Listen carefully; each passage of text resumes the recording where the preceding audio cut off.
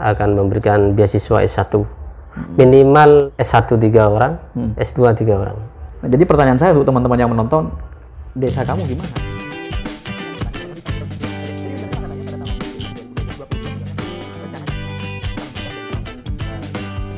Teman penyimak podcast mahasiswa, pada kesempatan kali ini saya sedang ada di desa Rek-Kerek. Ini masuk kecamatan Palengan, Pak ya? Iya, betul. Dan hari ini di samping saya adalah Pak Kades, Kepala Desa Rek-Kerek, Pak Fadil. Dan hari ini kita akan berbincang-bincang karena podcast mahasiswa juga menyajikan seri kuliah.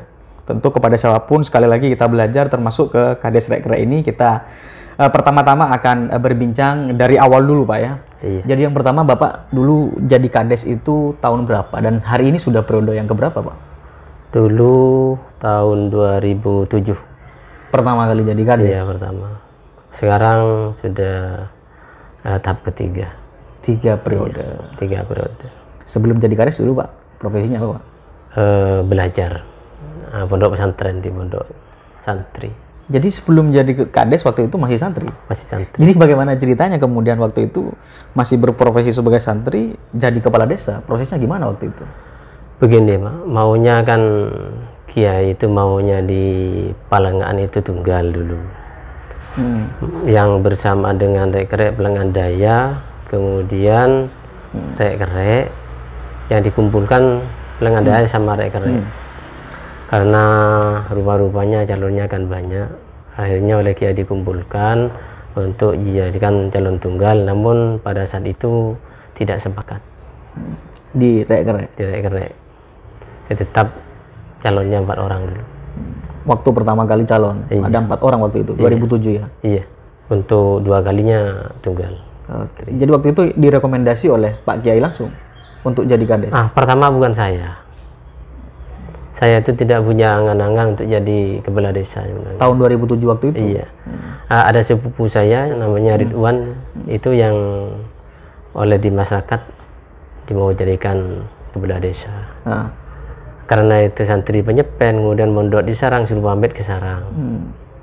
Cuman karena oleh Kiai ditanyakan gimana jawabannya dari Sarang, akhirnya yang Ridwan itu dimundurkan, saya yang didaftarkan. Dulu suruh maju. Pondok pesantrennya di mana, Pak? Penyepen. Di Penyepen. Iya. Jadi waktu itu rekomendasinya dari Penyepen?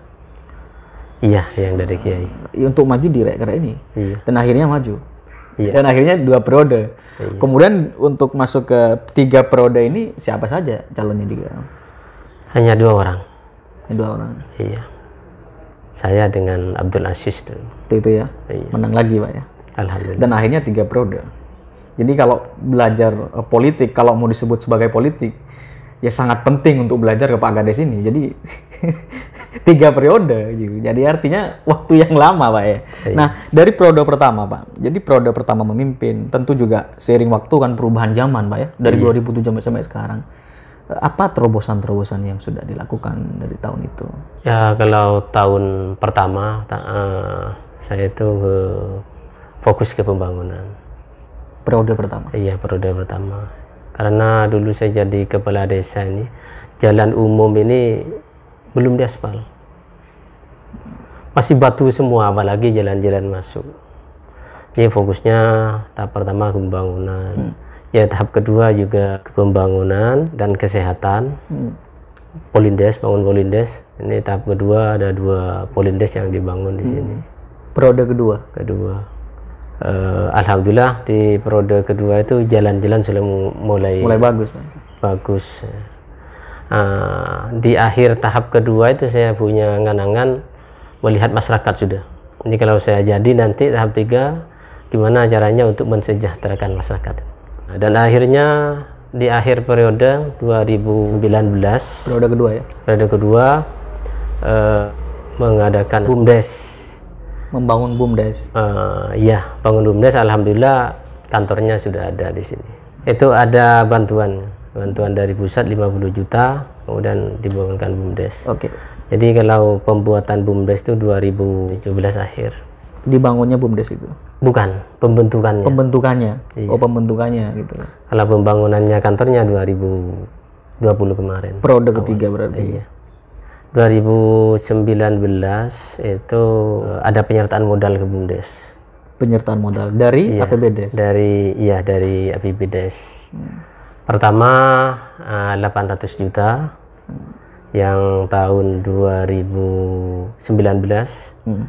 Kemudian tahun 2020 800 juta. Ini semua 1M 1,6. Karena uang sudah masuk ke BUMDes, maka teman-teman di BUMDes ini untuk menalangi dulu gimana dapat unit di sini, ekskavator.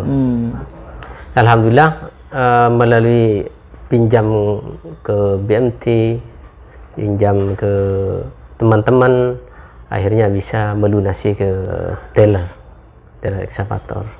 Setelah 2020 keluar, baru dibayar lunas. Untuk pendapatan 2020, alhamdulillah, karena usahanya bukan hanya ekskavator sini, ada 3 unit.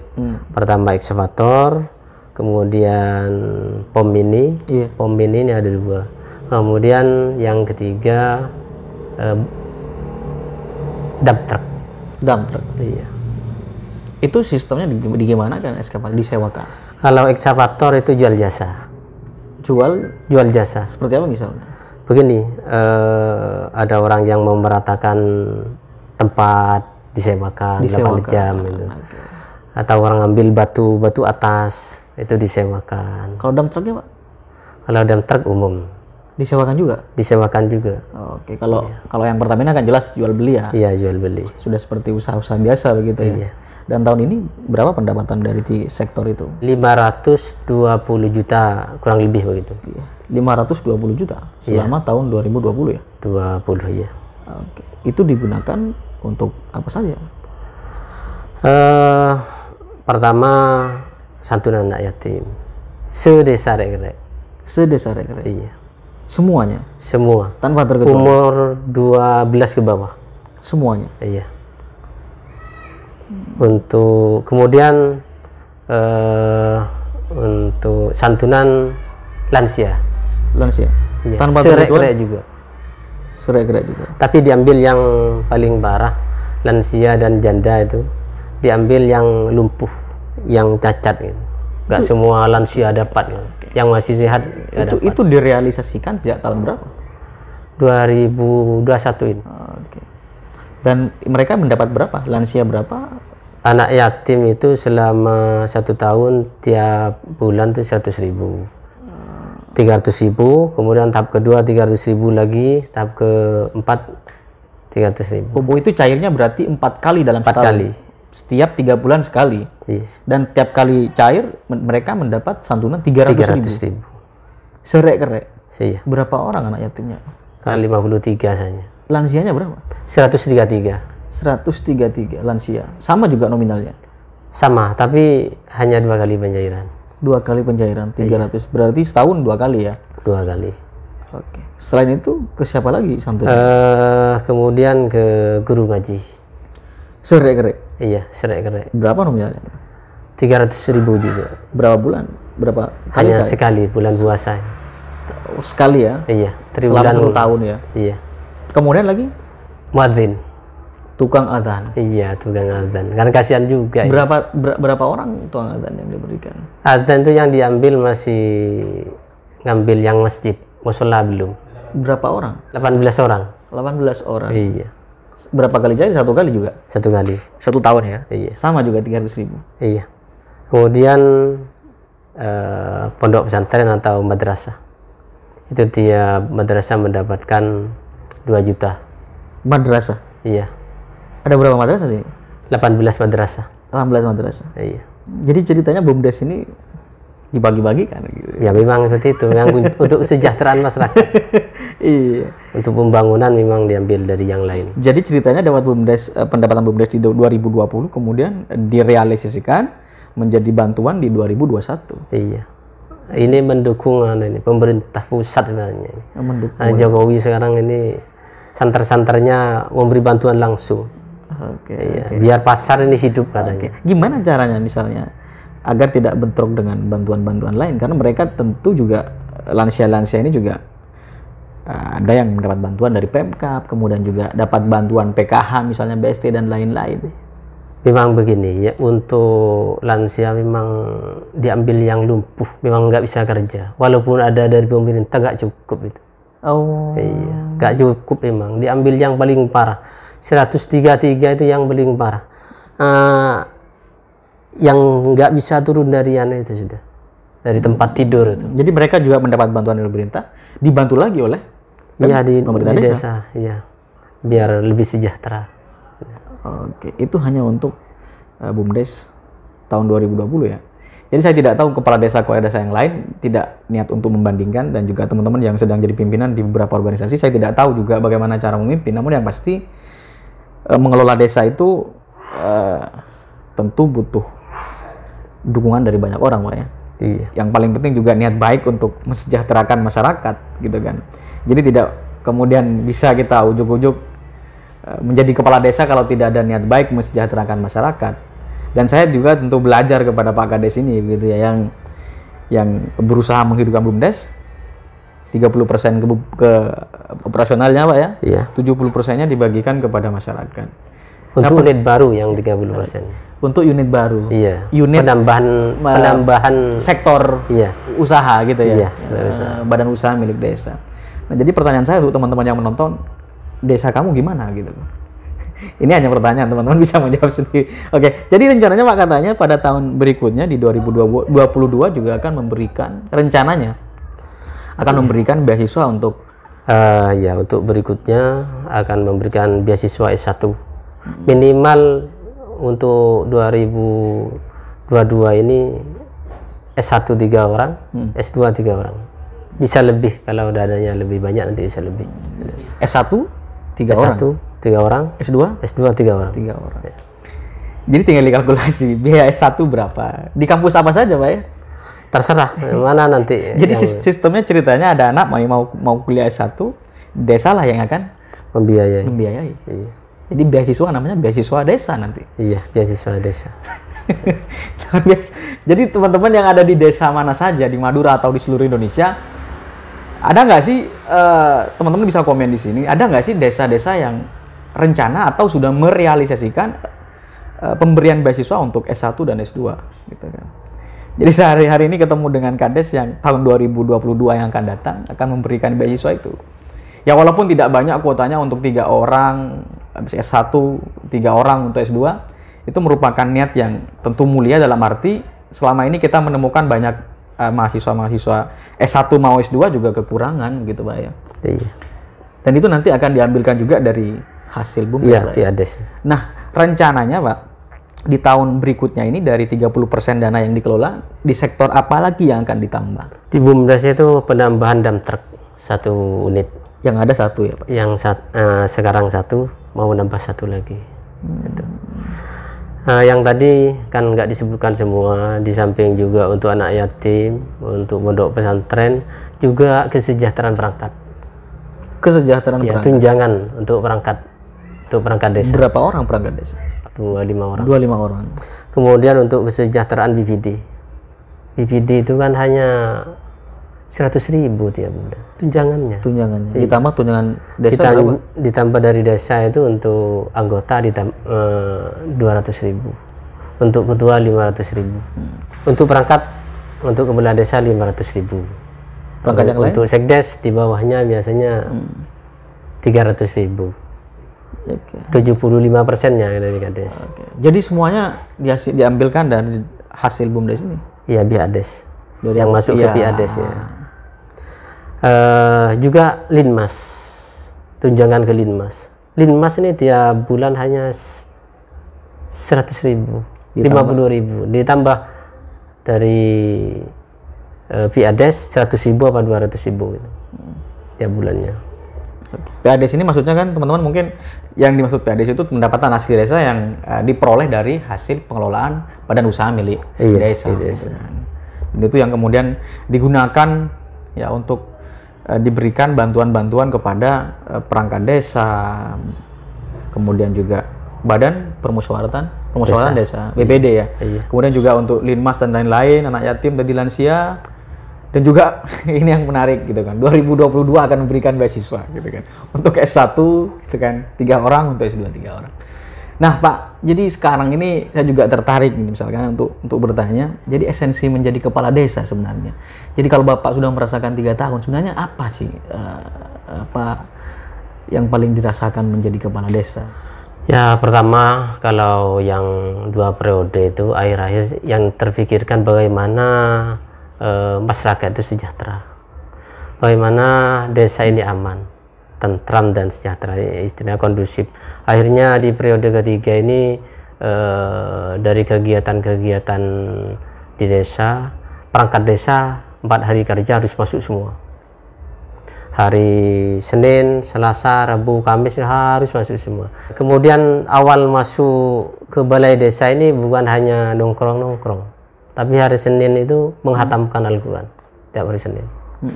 Kemudian hari Selasa baca burda karena musim penyakit, biar masyarakat ini nggak penyakitan. Usir toon istilah kalau di pesantren itu. Mengusir COVID. Iya, COVID ini. Kita semprot tiap hari Selasa itu dengan burda. Kemudian hari Rabu itu kegiatannya baca Yasin, Waqiah, Tabarok, dan Surah Kahfi. Hari Kamis itu tahlil, kemudian Sarful Anam menjelang hari Jumat. Kegiatan di balai desa ini ditutup dengan sholat berjamaah di masjid. Tuhur itu. Kalau mencalonkan ke 4 periode boleh Pak ya? Gak boleh. Berarti udah terakhir ya? Iya terakhir. Memang 3 periode ini, yang ketiga ini memang untuk umat ini. Ya, biar nanti ada kesan baik untuk perangkat desa di desa Rekrek. Bukan hanya untuk saya, tapi ke semuanya. Selama jadi kades apa enaknya Pak? Enaknya gimana ya? Dibilang enak, ya gak enak. Dibilang gak enak. Kalau desa besar ini banyak walimah itu, sibuk dengan itu. Harus datang, kalau nggak datang jadi masalah itu. Yang berbuat baik berapa tahun itu habis itu. Kadang-kadang kalau walimah itu sampai 7 sampai 10 kadang-kadang musim-musim seperti kemarin. Ya alhamdulillah di 2020 ini ada tunjangan kematian. Setiap orang meninggal dikirim air 10 kardus. Tunjangannya diambil di Fiades juga itu. Tidak enaknya begitu Pak ya? Ya tidak enaknya seperti itu. Enaknya apa Pak? Ya enaknya karena kita bisa setidaknya bisa berbuat baik untuk umat. Oke. Dan tentu juga yang sering jadi pertanyaan teman-teman, kepala desa ini merupakan jabatan yang sangat diperebutkan begitu. Iya. Mungkin yang diperebutkan bagi yang belum mengalami kepala desa. Kalau sudah jadi kepala desa mungkin biasa-biasa saja untuk direbutkan. Contohnya saya ya, periode ketiga ini biasa-biasa saja. Saya tidak memberikan janji apa-apa ke masyarakat. Jadi kalau saya jadi enggak. Tapi niat saya, kalau saya jadi nanti saya akan mau mensejahterakan masyarakat, itu niat saya. Tidak banyak berjanji Pak ya? Gak berjanji sama sekali memang. Memang tahap 3 saya agak turun. Gak turun ke masyarakat. Satunya turun ya, dipasrahkan. Diambil sisanya saja. Kalau saya masih ditakdir oleh Allah, saya jadi kepala desa, ya alhamdulillah. Gak ditakdir ya sudah 2 periode mungkin cukup. Ya alhamdulillah bisa berlanjut. Apa yang paling dihindari selama menjabat jadi kepala desa? Pertama, jadi kepala desa ini yang perlu dihindari ya itu fitnah. Dalam bentuk apa saja ya? Banyak. Ya diantaranya ketika ada masalah, kita jangan sampai ada berat ke kanan atau berat ke kiri. Kita harus tengah-tengah. Bahkan kalau saya sendiri itu, kalau keluarga lebih berat daripada orang lain. Karena kalau keluarga kadang-kadang, itu keluarganya. Jadi jeleknya jadi kepala desa seperti itu.